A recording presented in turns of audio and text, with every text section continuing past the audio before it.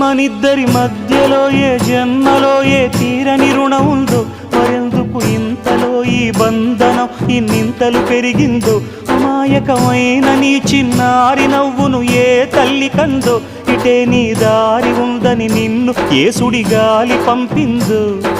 పాపం పుణ్యం దేవుడికెరుక, పేదకు దొరికిన బంగారు కణిక, పాలు వెన్నాలేవని అనక ప్రేమను తాగి పెరగవెసిలక.